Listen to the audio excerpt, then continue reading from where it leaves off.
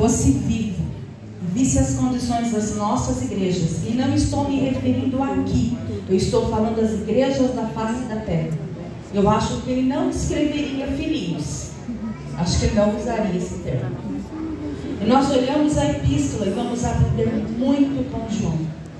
Só que antes de entrar no desenvolvimento, eu preciso explicar para vocês a epístola, para que vocês entendam o que João quis dizer para as igrejas quando ele disse: é já a última hora.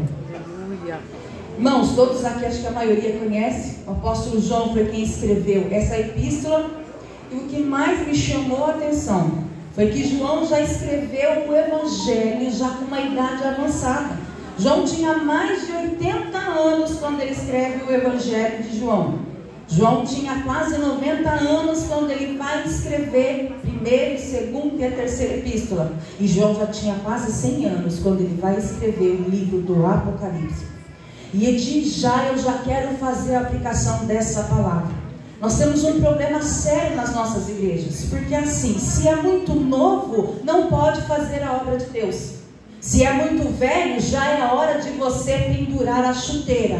Mas eu quero dizer para você nessa noite, não há ninguém tão novo que não possa começar a fazer a obra, e uma pessoa tão velha que é a hora de parar, porque quem determina, quem começa e quem termina é o Espírito Santo. E o Senhor está dizendo para essa igreja: ainda não é hora de pendurar a chuteira. Aos obreiros aqui que são já de idade, aos obreiros experientes, o Senhor está dizendo: não é hora de pendurar a chuteira, não, porque Deus ainda tem obra com vocês, e o Senhor está dizendo que tem obra neste lugar, e Ele precisa da experiência dos mais velhos e dos mais antigos, irmãos. Aleluia. A igreja precisa dos jovens, porque jovem tem força, porém não tem experiência. É por isso que nós não podemos abandonar os obreiros de cabelos brancos.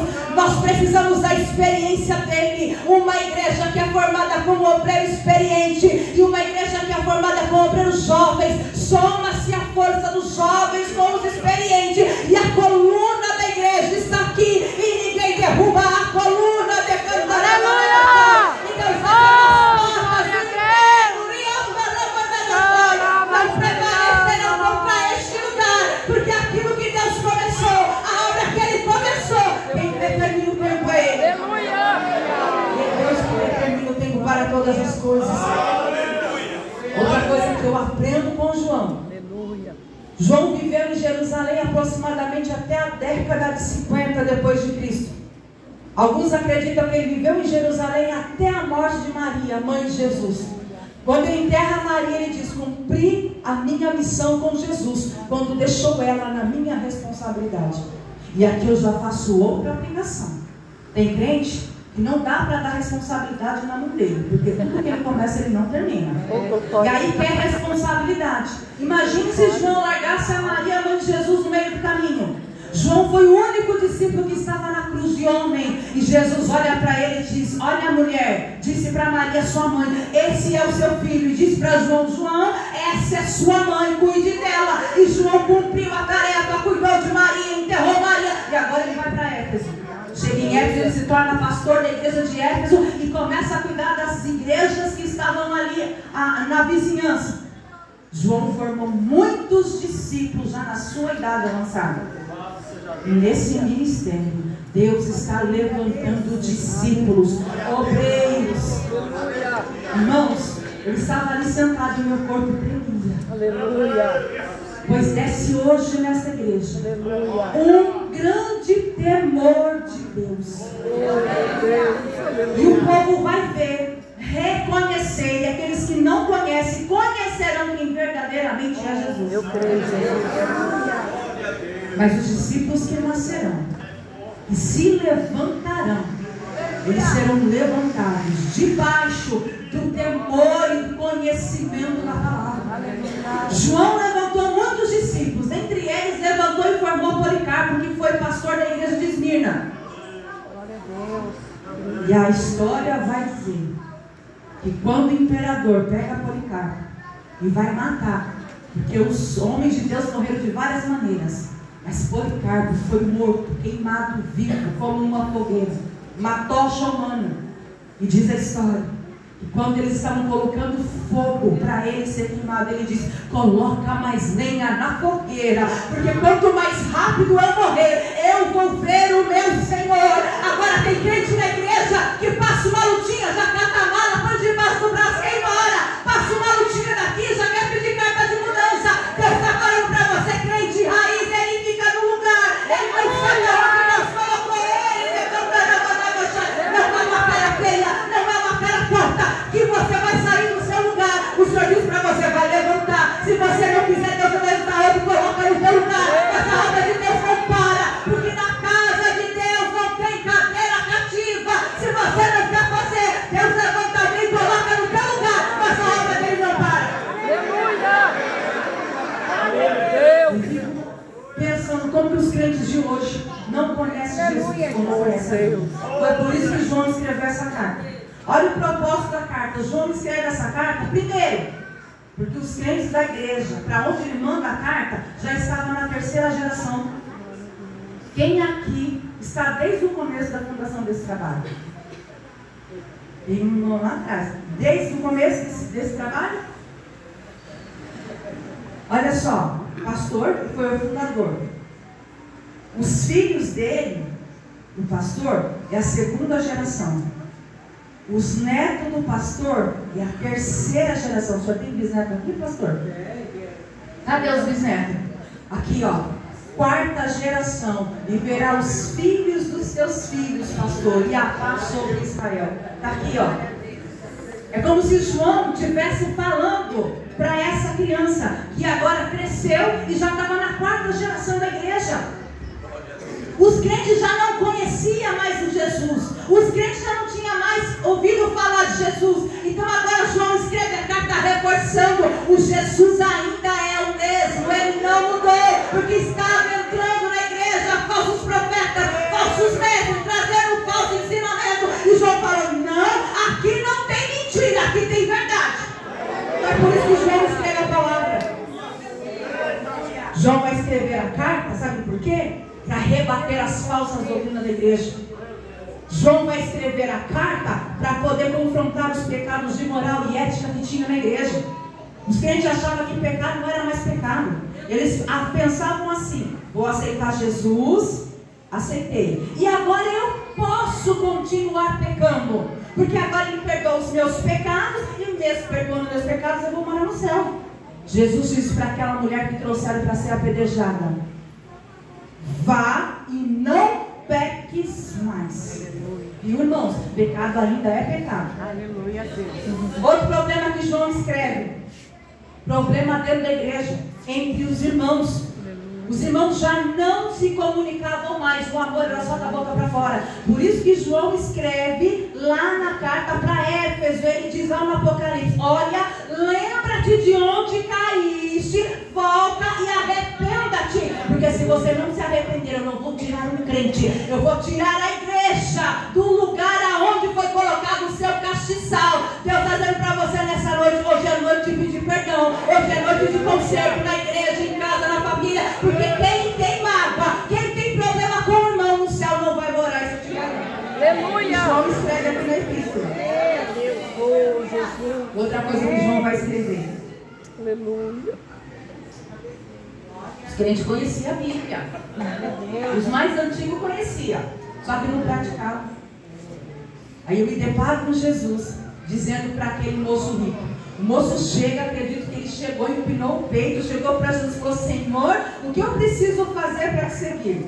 Acho que Jesus passou o olho, mediu ele de baixo em cima e falou para ele assim: você conhece os mandamentos? Conheço, desde a minha meninice eu conheço. Aleluia. Jesus falou: é simples, vai, vende tudo que tem e dê aos pobres.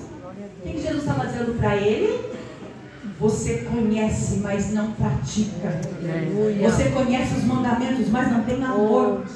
Deus não quer crente que conhece, mas não pratica. Deus quer crente que vive a palavra. É isso que Deus quer, irmão. E aí João escreve para a igreja: vocês conhecem, mas não praticam. Agora vão praticar. Aleluia. E outra coisa, João escreve essa carta para fazer um teste com a igreja, com os irmãos.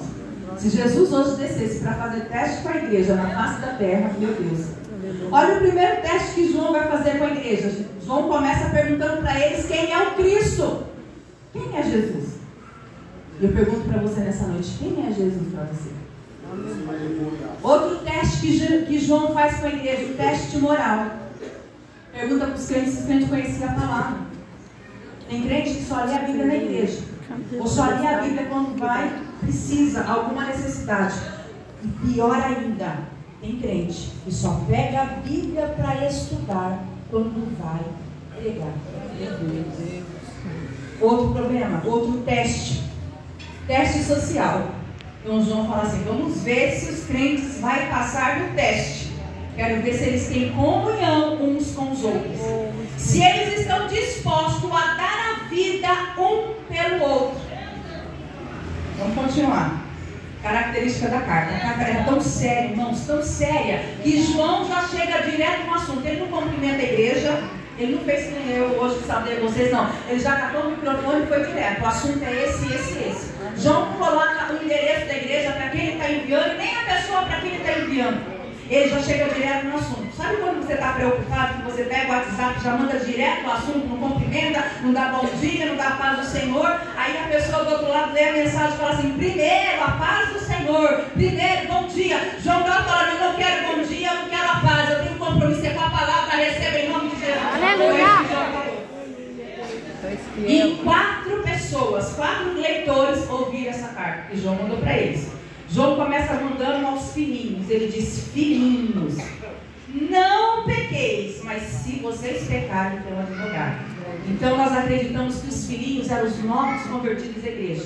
Então, para com novo convertido, se trata com papinha, filhinho, meus amados. É assim que trata o novo convertido. Mas ele vai falar aos jovens, sede fortes, porque já venceste o maligno. Os jovens não é um jovem na idade. Esses jovens aqui eram os crentes que já tinham uma idade, uma caminhada com Cristo. Eram crentes fortes na fé, robustos. Para esse o tratamento é diferente.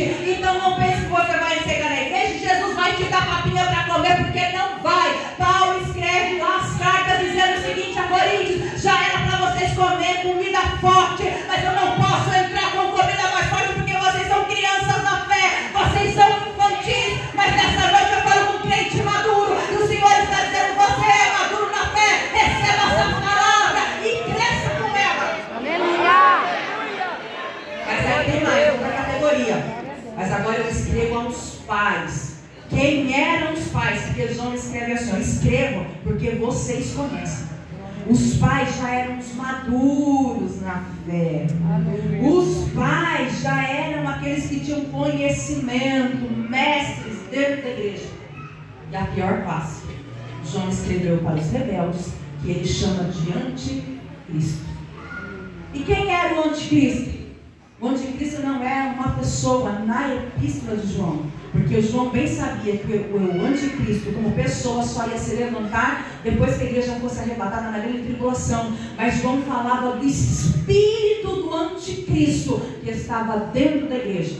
Espírito de perversidade, espírito de maldade, espírito de malignidade. Tem isso na igreja? Pior que está sentado do seu lado às vezes. Anda com você de braço dado e vem para a igreja. Porque Davi disse, se aquele que me traiu fosse lá de fora, não tinha me machucado, mas ele ia comigo de braço dado para a casa do Senhor. Era esse, estava dentro da minha casa, era meu conselheiro, meu confidente fiel.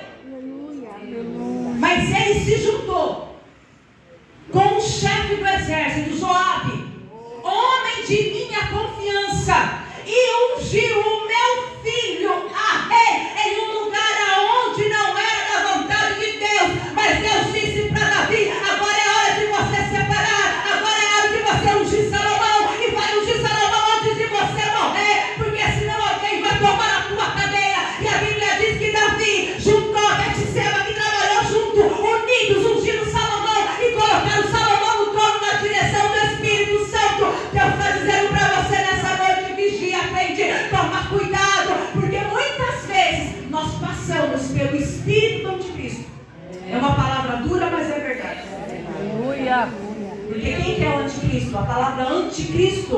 é aquele que é contra alguma coisa.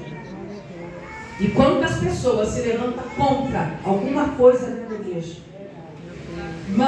irmãos, eu vou deixar um conselho para vocês, até porque meu esposo dirigiu a igreja há muitos anos, então eu vou falar com bastante responsabilidade e leveza aqui, porque eu sei do que eu estou falando. A liderança da igreja, ela vem em cima, passa pelo altar e vai para a nave da igreja.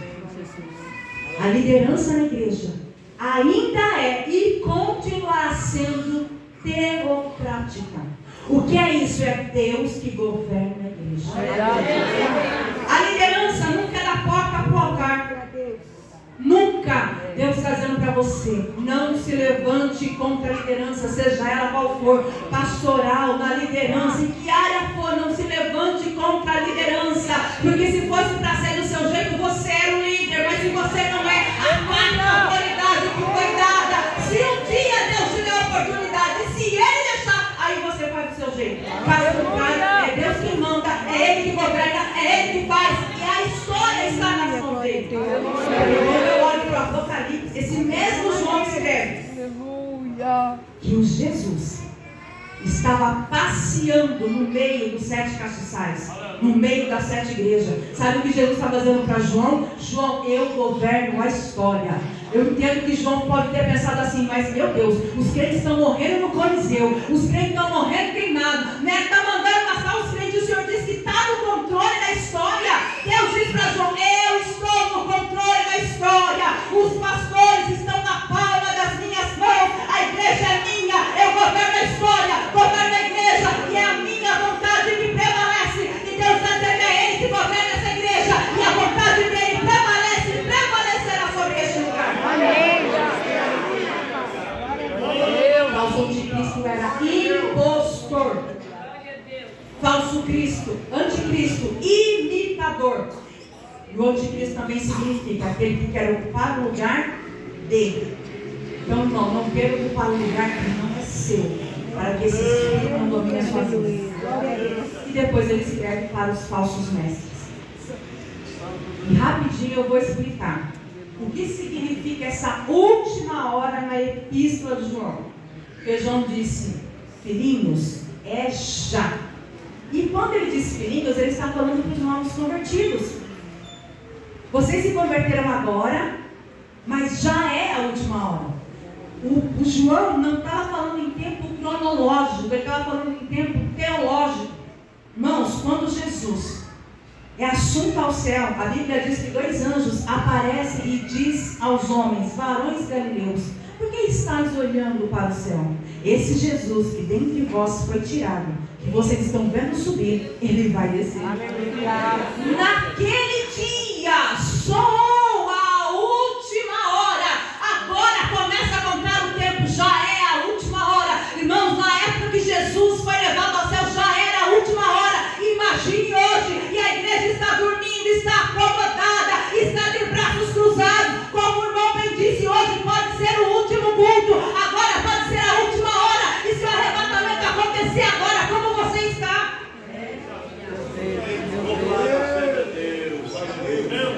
João, ele estava dizendo o seguinte, já é a última hora, pensando em tempo de crise. Nunca se viveu um tempo de crise como vivemos agora. Irmãos, uma mulher grávida, quando ela vai ganhar o bebê, ela tem em média de 40 a 60 contrações. A mulher que ganha de parto normal uma criança, de 40 a 60 contrações até o bebê nascer, essa é a média. Quando nós olhamos para a Bíblia, existem 60 sinais escritos na Bíblia que aconteceriam antes da igreja ser arrebatada. E eu quero te informar que os 60 sinais já se cumpriram. Então o que está faltando, irmão? Somente a trombeta soar. E o Senhor está dizendo para você, se a trombeta soar hoje, como é que a sua vida está? Se o arrebatamento acontecer hoje, como é que você está? Porque tem crente que acha que não vai ter mais arrebatamento, não. Tem crente que vem na igreja para passar tempo. Eu quero dizer para você, João escreveu para os crentes dizendo, o arrebatamento vai acontecer sim. Tem vida eterna sim. Isso vai arrebatar a igreja sim. Tem diabo sim. Existe Satanás sim. E João faz questão de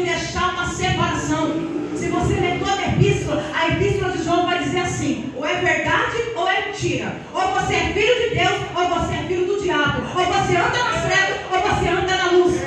Não tem meio termo com Deus, irmão. Ou você é, ou você não é. E o Senhor hoje pergunta para você: de que lado do muro você está? Você é aquele que está com Deus ou aquele que está com o diabo? Porque em cima do muro não tem. E eu quero fazer uma pergunta agora. Se o tema é já a última hora, eu quero fazer uma pergunta para vocês.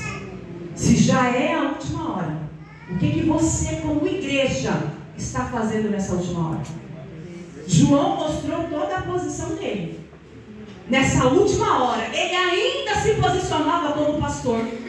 Ele ainda se posicionava como homem de Deus. Ele ainda tinha preocupação com as ovelhas. Ele ainda corrigia as ovelhas e exortava. Hoje, se você trazer uma palavra mais dura na igreja, os crentes saem de tudo na igreja. Sai fazendo careta, cara feia. Não pode fazer, pode. Dentro desse espaço nós podemos, porque esse espaço aqui se chama igreja. E aqui dentro a palavra de Deus tem que ser falada como ela é, pregada como ela é, e ensinado a verdade como ela é. E deixa para você, ele fala na igreja, quem manda na igreja é ele. E aqui a palavra vai ser pregada como ela é. Glória a Deus. João se posicionou, irmãos. João falou: não, eu ainda vou continuar pregando a verdade. E eu louvo a Deus que ainda tem pastores comprometidos com a verdade, comprometidos com a palavra. Não afrouxaram a palavra, não afrouxaram a doutrina, não afrouxaram aquilo que Deus incumbiu a eles de fazer. Eu pergunto para você: se o João tinha essa visão, qual é a sua hoje? Porque João precisa focar na cabeça da igreja. Já é a última hora. Eu quero trazer 3 coisas que vocês devem se preocupar. João fala para eles: primeiro, conhecer a Cristo. Segundo, conhecer a palavra. E terceiro, conhecer o seu irmão. E João, se João estivesse aqui hoje, ele ia perguntar para você: como é que está o seu relacionamento com Cristo? Porque, irmãos, as pessoas hoje acham que conhecem a Cristo. Se você for ver na Bíblia, a palavra Salvador aparece 37 vezes. A palavra Senhor vai aparecer 7.000 vezes. Quando João começa a epístola, ele começa dizendo aos crentes para onde a carta foi enviada. Esse Jesus é aquele que era o Verbo, que se fez carne e habitou entre nós. Ele começa a apresentar para a igreja Jesus, irmãos, uma redundância. Se Jesus é o dono da igreja, como é que João vem apresentar para a igreja quem é Jesus? Onde Jesus estava? Onde que os crentes da igreja colocaram Jesus? Para João ter que apresentar eles para os crentes. E esse Jesus tem autoridade. Ele não é só Salvador, ele é Senhor. Mas hoje a igreja quer Jesus como Salvador. Agora como Senhor ninguém quer. Porque como Senhor é Ele que manda na tua vida. Como Senhor é Ele que governa. Como Senhor é Ele que fala o que você deve e o que não deve fazer. Aleluia. Mas os crentes de hoje não perguntam mais para Jesus nada. Vai fazer uma viagem, não ora se é para ir, se não é. Vai almoçar, vai comer, não ora mais. Jesus está falando para você: Ele é Salvador, mas Ele também quer ser Senhor da sua vida.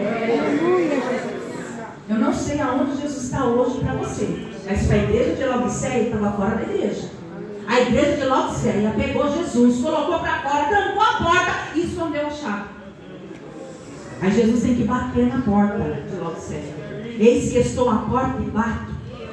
Jesus está falando para você aonde Ele está na sua vida. Jesus não quer um pedacinho do coração. Jesus não quer uma porcentagem do coração. Ele quer tudo. Ou quer tudo a Ele ou não quer nada. Quando o povo estava lá no Egito, o faraó quis negociar com Moisés. Ele diz: Moisés, leva o povo, mas deixa os animais. Moisés: não, vai todo mundo. Aí ele vem negociar de novo. Moisés, leva os animais, mas deixa as crianças. Moisés diz: não, vai todo mundo, não vai ninguém. Então Moisés leva os homens, os animais, deixa as mulheres e as crianças. E a última vez Moisés falou: vai todo mundo ou não vai ninguém. Deus está dizendo para você: ou você dê tudo a Deus ou não dê nada. Deus não quer resto. Deus disse para Moisés: não ficará nenhuma unha no Egito, mas sairá tudo, porque tudo é meu. Deus está dizendo para você: a sua vida é dele, o seu coração é dele, o seu cabelo é dele, os seus olhos é dele, o teu pé é dele, a tua mão é dele. O que é que você faz com o seu corpo se é dele?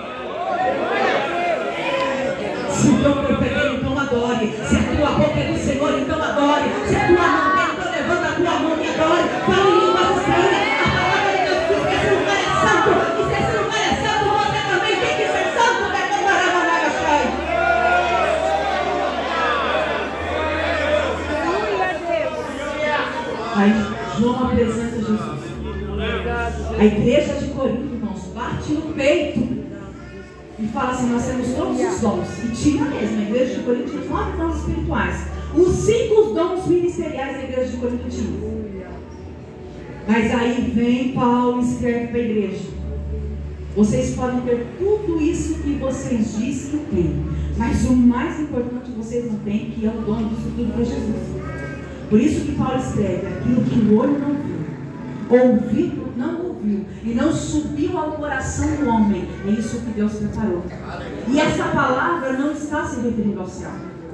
Paulo está falando para a igreja de Corinto aquilo que os profetas profetizaram e não viram, mas creram que era o Messias.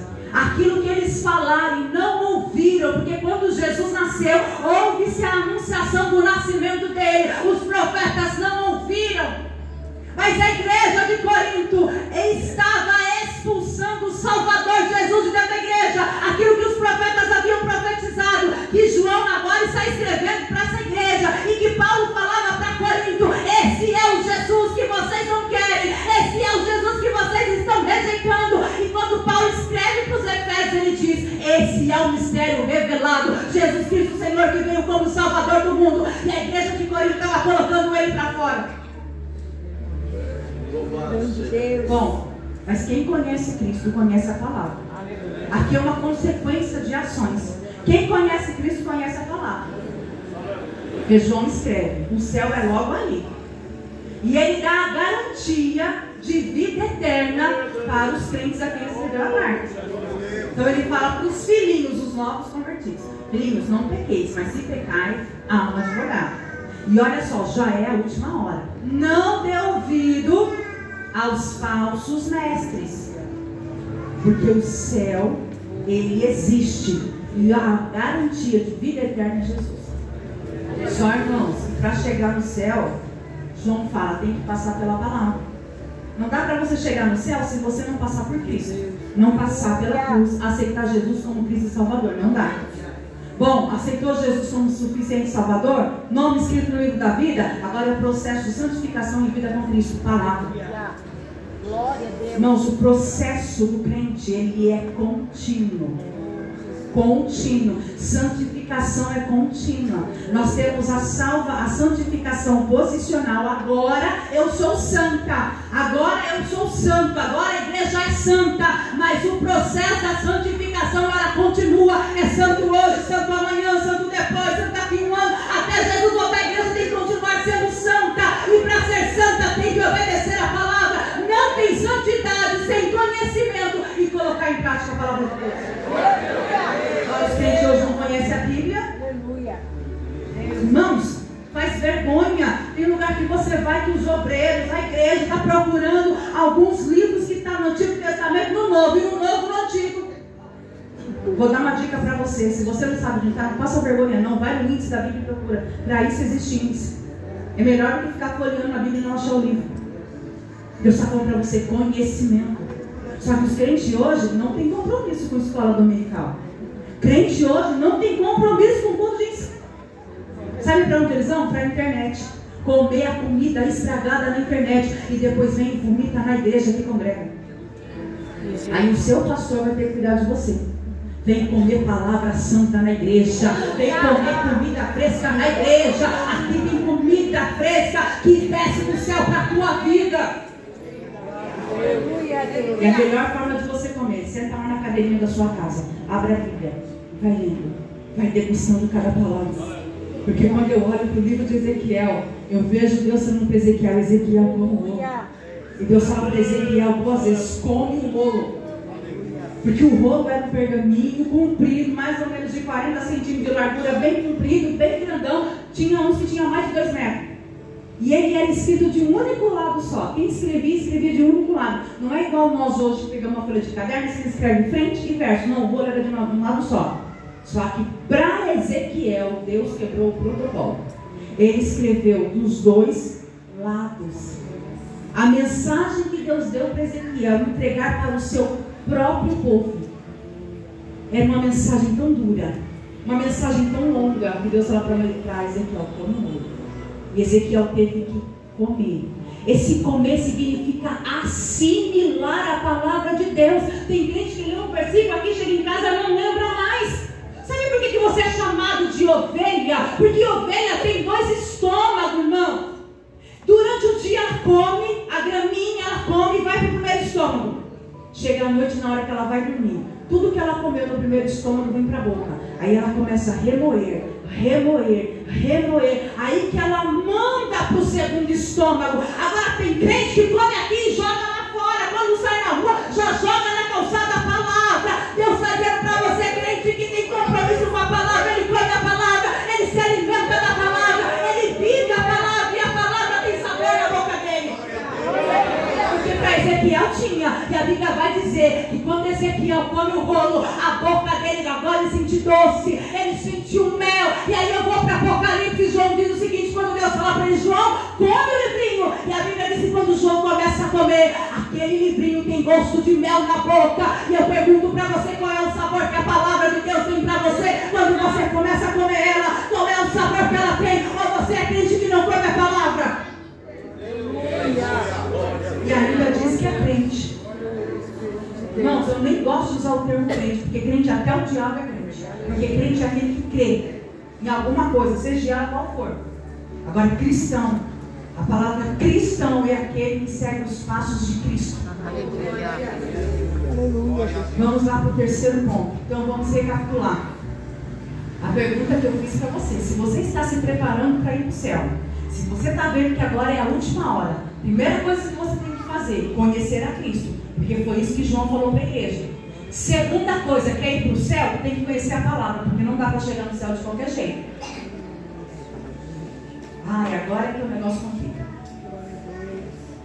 João falou o seguinte: vocês querem ir para o céu? Quer morar no céu? Quem conhece a Jesus, quem vive a palavra, ama o seu irmão. E o maior sinal de quem conhece a Cristo e conhece a palavra é amar o irmão. Porque Jesus, ele resume todos os mandamentos, que eram 613, ele resume em 2: amar a Deus acima de todas as coisas, o seu próximo como Deus. Se Jesus resumiu 618 em 2, ai, irmão, nós estamos muita coisa aí que nós deixamos por trás. Agora João vem e fala que não ama o seu próximo, é filho do diabo. Não sou eu que estou falando, não. Leia que você vai ter. Aleluia. João vai dizer o seguinte: quem não ama o seu próximo, não ama a Deus. Porque João escreve assim: como você vai amar a Deus que você não vê, se você não ama o seu próximo que está do seu lado e você vê todo dia? Agora João começa a apertar. Olha só. A igreja, para quem João escreveu, queria separar o amor que ele tinha com Deus, a relação que ele tinha com Deus, com a relação que ele tinha com o próximo. Não, meu próximo é outra história. Vou pensar se eu vou amar ele. Agora eu amo a Deus, sem hipocrisia. É verdade. Se o amor de Deus está em vós, você vai refletir isso na pessoa que está do seu lado. Irmãos, eu sou terapeuta familiar. Vou falar uma coisa para vocês. Das pessoas que eu atendo, 70% delas me procuram por causa do problema familiar. Esses dias eu atendi uma mulher que ela disse para mim, ela já tinha mais de 50 anos de casada, que há 25 anos ela tinha problema com o marido. 25 anos que ela tinha problema com o marido, estava próxima do marido, tinha intimidade com o marido, estava na mesa com o marido, mas não perdoava o marido. Eu estou dizendo para você, não importa quem é o seu próximo nessa noite. Se o seu próximo é o seu irmão em Cristo, se o seu próximo é o seu próximo carnal, o irmão carnal, se a sua mãe, se o seu marido, seu filho, não importa. Deus está dizendo para você, hoje é noite de nós consertarmos a nossa vida espiritual. Se é que você quer ir morar no céu, porque tudo que você está vendo aqui nessa festa hoje, se você não conhece a Cristo, não obedece a palavra, não ama o teu irmão, amanhã não tem validade nenhuma para você, porque a palavra que não é vivida não tem validade.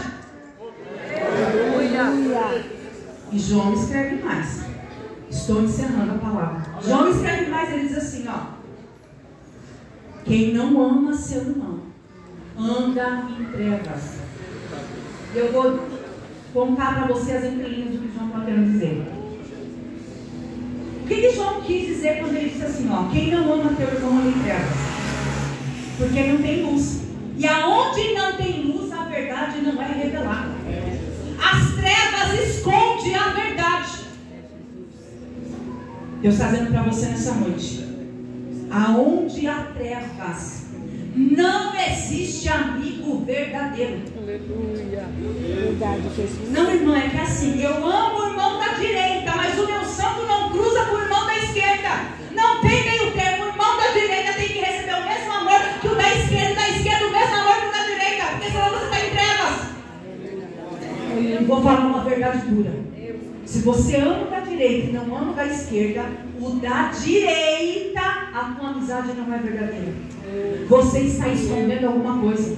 Porque tem pessoas que se camuflam, se escondem para ser aceita, porque não quer revelar o verdadeiro eu. Mas Jesus está dizendo para você, comece a andar na luz. E a luz é a palavra de Deus. E tudo que tem na tua vida que não presta, vai ser limpo pela palavra, lavado pela palavra, purificado pela palavra. Porque não dá para amar um e não amar o outro. Não é tudo, não é nada.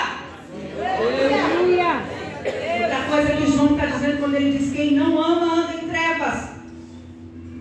O desejo não está explícito. Porque tem pessoas que amam a outra só por causa dos seus próprios interesses. É verdade. Então eu falo para você hoje, passe uma peneira nas suas amizades. Dá uma olhadinha quem é o teu amigo. Aleluia. Olha só o que João escreveu. Nas trevas nós não temos companheiros, nós temos cúmplices. Cúmplice de coisa errada. Sabe a pessoa que sabe o segredo da outra e fica na mão dela? Aí agora, se eu fizer qualquer coisa, essa pessoa vai comprar o meu segredo. Isso é cumplicidade, não é amizade. E João estava escrevendo, quem anda em trevas não tem amigo, tem cúmplice. Olha outra coisa, quem anda em trevas não vai ter amigo, vai ter parceiro. Eu pergunto para você, você quer um amigo ou você quer um parceiro? E João fala que na luz está a verdade, porque a luz é que revela o verdadeiro caráter de Deus. E na luz, quem anda na luz, segundo a epístola de João, tem comunhão com o próximo, e aí você é purificado dos seus irmãos. Vou apertar mais um pouquinho, que eu já estou indo para o encerramento. A oração do Pai Nosso. Perdoe os meus pecados. Perdoe as minhas ofensas, como eu perdoo o meu irmão. Aí tem crente que chega na igreja, se veste de crente, anda como crente, mas não é crente. E não tem meio crente. Ou você é, ou você não é. Irmãos, vamos supor que nós tivéssemos que seguir os mandamentos como era no Antigo Testamento. Se você fizesse 612 e errasse um, você anulou todos os outros. Agora eu pergunto para você diante de uma palavra dessa. Se a trombeta soar agora, você vai subir? Você vai subir? E eu quero encerrar dizendo para a igreja. Jonas era profeta de Deus, andava com Deus, ouvia a voz de Deus, tinha comunhão com Deus, mas não amava os ninivitas. Deus queria ensinar para Jonas o amor, a misericórdia, porque amar os irmãos israelitas, os irmãos hebreus, era fácil para Jonas. E agora amar os ninivitas era o mesmo que aquela parábola que Jesus contou. Olha, um certo homem estava indo para Jerusalém, ele foi pego, os salteadores bateram nele, o sacerdote passou de largo, os levitas passou de largo. Quem socorreu ele? O samaritano. E agora Deus faz a mesma coisa com Jonas. Homem de Deus, profeta de Deus, tinha comunhão com Deus, ouvia Deus, mas não amava os ninivitas. Deus está dizendo para você, você pode ouvir a voz de Deus, você pode ser servo de Deus, mas hoje Deus te chamou hoje aqui para uma responsabilidade. Ele está dizendo para você hoje, Ele te chamou para você aprender o caminho do amor, para você aprender o caminho da misericórdia, porque um dia Deus teve misericórdia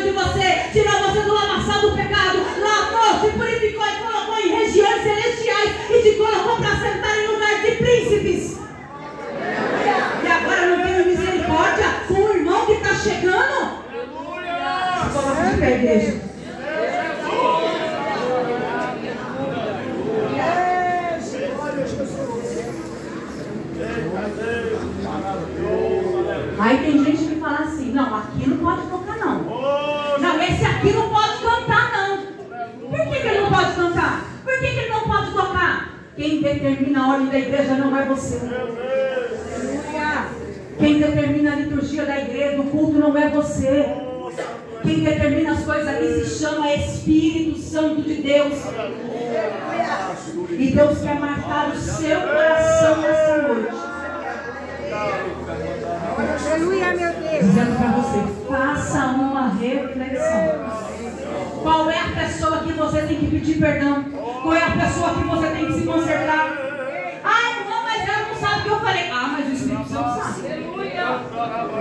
Vou falar outra coisa para vocês. Paulo escreveu para a igreja de Corinto: vocês se assentam na mesa do Senhor, participam do corpo e do sangue, e depois participam da mesa de demônios. Vou falar para vocês aonde está a mesa de demônios hoje.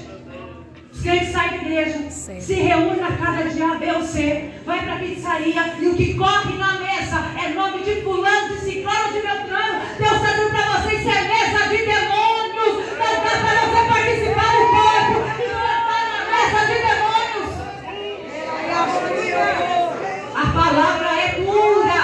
Eu sei o que eu passei a semana toda para pegar essa palavra hoje. O Espírito não sai dela, o Espírito não sai dela. Não sai dela, prega na íntegra a palavra da Epístola de 1 João. Eu vou falar sobre tudo, menos o que está escrito na primeira Epístola. Mas Deus está dizendo para vocês nessa noite, igreja, Deus ama tanto vocês, tanto, que escolheu esse tema para que hoje viesse uma palavra de crescimento espiritual, de amadurecimento espiritual, para que você hoje se torne um crente melhor e que você chegue no céu. Deus está dizendo para você: quer que o seu louvor suba? Quer que o seu louvor chegue no trono da glória? Mas eu vou citar aqui a Bíblia, era em números versículos. Jesus certa vez disse: se você souber, não é você, é o seu irmão, se ele tem alguma coisa contra você, deixa a sua oferta do ladinho, se conserta com ele, depois ele oferecer. O Espírito Santo hoje está passando e conhecendo, verificando e revistando o campo. Eu vou deixar você meditar um tempinho. Eu tenho algo para entregar para o irmão Alex. Vem cá, irmão Alex, por gentileza. Cadê a Karina? Vem cá, Karina. Glória a Deus. Irmão Alex, quando você estava louvando aqui no altar, Deus dizia para ele: diga ao meu servo que eu vou dar para ele composições próprias. Os seus hinos serão tocados nas plataformas da internet. Deus te dará a letra, Deus te dará a música, e você vai compor, e você vai cantar. E o Senhor diz para ti: não venda, não passe as suas composições para ninguém, porque Deus vai usar os seus lábios para cantar as suas próprias composições. Karina, Deus está dizendo para você: chegará um tempo que ele não vai mais trabalhar. Não vai. Ele vai ficar 100% na obra. Mas o Senhor disse para você: não se preocupe, porque não vai faltar o leite, não vai faltar a carne, não vai faltar o pão, não vai faltar a casa própria, porque Deus dará para vocês a casa própria de vocês. E olha, irmão Alex, eu vejo Deus usando uma pessoa muito bem financeiramente, e essa pessoa vai custear os seus estudos. Logo, muito logo, Deus te dará o título de mestre. Porque Deus sabe o desejo do seu coração e aonde você coloca o teu coração para a obra. Eu vou orar para vocês. Eu quero orar para a igreja nessa noite. Mas antes de orar para a igreja, eu quero fazer um apelo. Tem alguém aqui que não é crente, que quer aceitar esse Jesus que eu preguei nessa noite?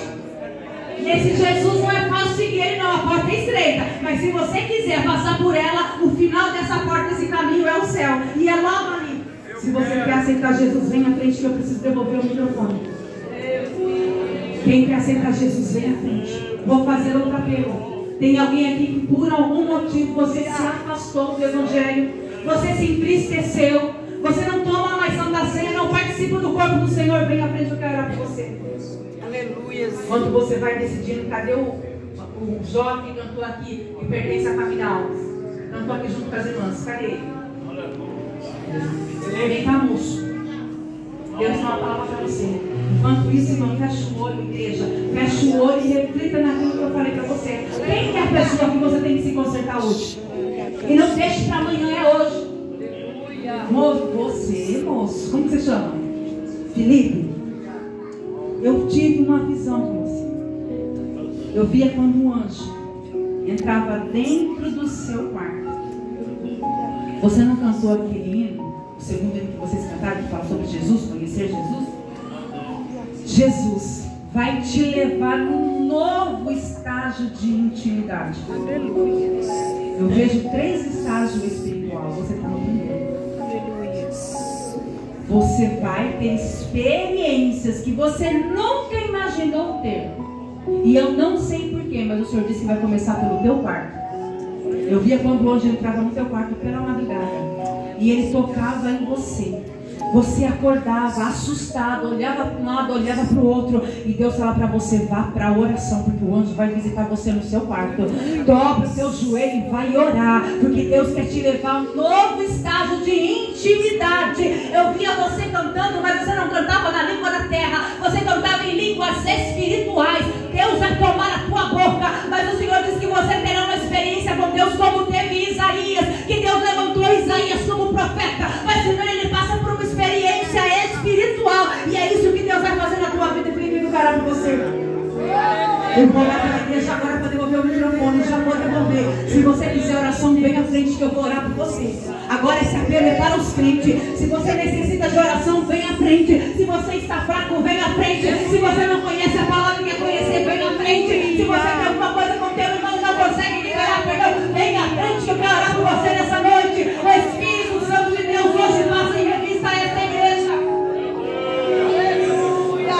Uma nova geração de obreiros. Deus está levantando neste lugar, pastor José Alves. Deus está levantando uma nova geração de obreiros comprometido com a palavra. Feche os seus olhos que eu vou orar. Pai celestial, eu quero apresentar a tua igreja neste momento. A tua palavra foi ministrada sobre este altar, e o Senhor marcou essa festa porque o Senhor quis marcar o encontro com essa igreja e dizer para essa igreja o quanto o Senhor a ama, o quanto o Senhor tem compromisso com essa igreja, e por causa do seu amor que é imenso por essa igreja, o Senhor hoje chama essa igreja a uma responsabilidade. O Senhor chama essa igreja a um temor. O Senhor chama essa igreja para que eles possam ficar alerta, porque a tua vinda é iminente, e logo, logo, logo a trombeta vai soar, a igreja será arrebatada, nós seremos levados ao céu. E o Senhor hoje está entrando em coração de crente e chamando a responsabilidade. Todos esses quantos vieram à frente, toma agora a vida dele nas tuas mãos, Pai celestial. E o Senhor confirme cada palavra que saiu deste altar, e que a tua palavra, Senhor, se cumpra na vida de cada um, em nome de Jesus. Amém. Deus da glória.